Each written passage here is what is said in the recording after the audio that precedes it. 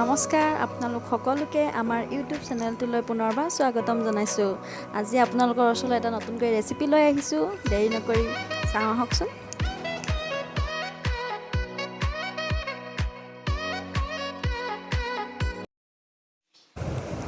আমি এইখিনি হাঁহৰ মাংস লৈছোঁ।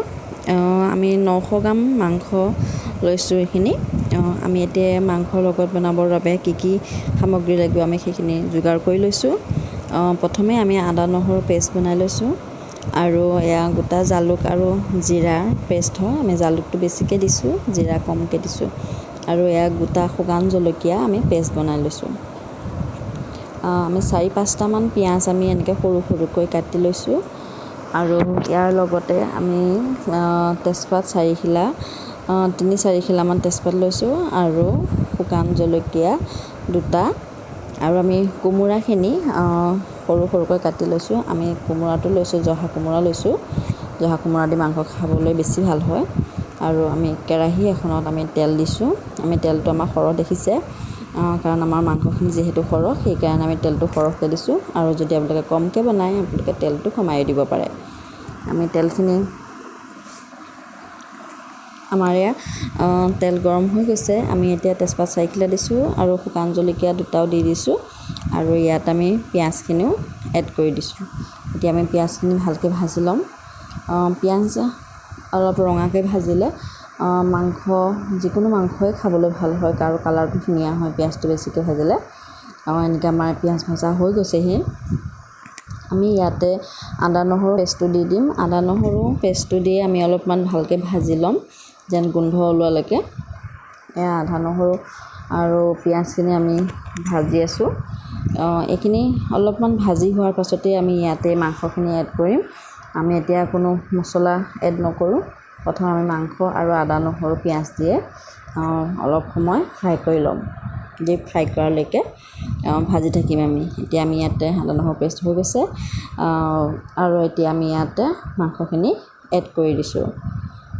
আমি গোটেই মাংসখিনি দি দিছোঁ। দিয়াৰ পিছত এতিয়া আমি ভালকৈ ভাজি ল'ম।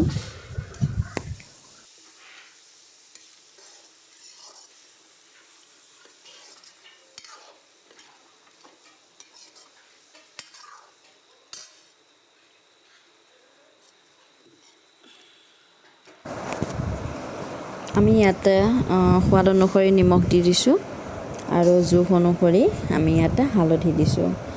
আমি হালধি আৰু নিমখ দিয়ে মাংসখিনি ভালকৈ ফ্ৰাই কৰি লওঁ।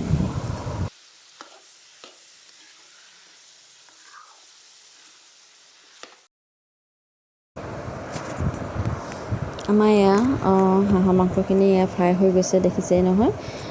কোনো মছলা নিদিয়াকৈ আমি ফ্ৰাই কৰি আছোঁ আদা নহৰু দিয়ে। আমি এতিয়া ইয়াত পেষ্ট বনাই থোৱা গোটা জালুক জিৰা আমি ইয়াতে 2 চামুচ দি দিছোঁ। এয়া জালুকৰ পেষ্ট হয় আৰু ইয়াত আমি শুকান জলকীয়া যিটো পেষ্ট বনাই থৈছোঁ এয়া আমি 2 চামুচ দিছোঁ।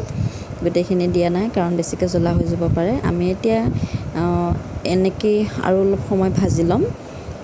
আদা নহৰু আৰু মাংস ভাজা হৈ গৈছেহি, কিন্তু এতিয়া আমি জালুক জিৰা আৰু শুকান জলকীয়া পেষ্ট দি দিয়াৰ বাবে আমি অলপ সময় ভাজি ল'ব লাগিব। অলপ সময় ফ্ৰাই হোৱাৰ পাছতে আমি ইয়াতে এড কৰি দিম এয়া কোমোৰাখিনি দি দিছোঁ আৰু ইয়াত আমি 3-4টা আলু আমি কাটি লৈছোঁ।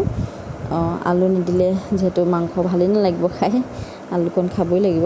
আপোনালোকে আলু যিমান পাৰে কমাই দিলেও হ'ব আৰু নিদিলেও নাই, অকল কোমোৰা দি বনাই খাবও পাৰিব। আমি এতিয়া কোমোৰা আৰু মাংসখিনি অলপ ভাজি ল'ম ভালকৈ। ইয়াত আমি গৰম মছলা 1 চামুচ দি দিছোঁ আৰু আমি অলপ পানী দি পিনে ভাজি থাকিম।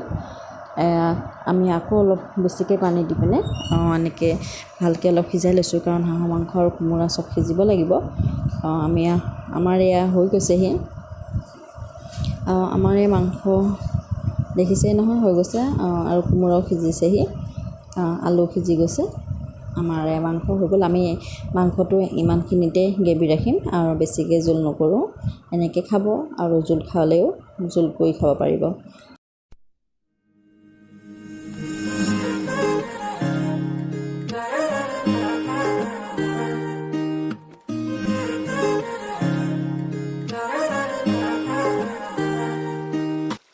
এয়া দেখিছে নহয় আমাৰ মাংস হৈ গৈছেহি চাওকচোন কিমান ধুনীয়া হৈছে আপোনালোকেও হাঁহ আৰু কোমোৰা দি মই বনোৱা দৰে খাবচোন খাবলৈ বহুত ভাল হয় আমাৰ এয়া মাংস হৈ গ'ল আমি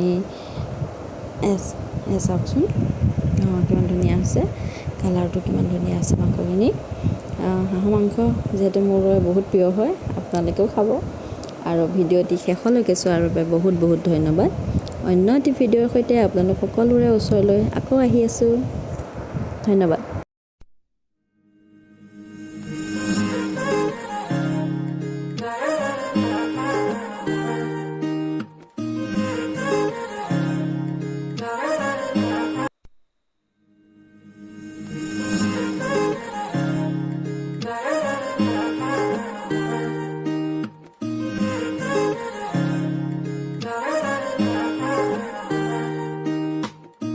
Hier bahir khore hoa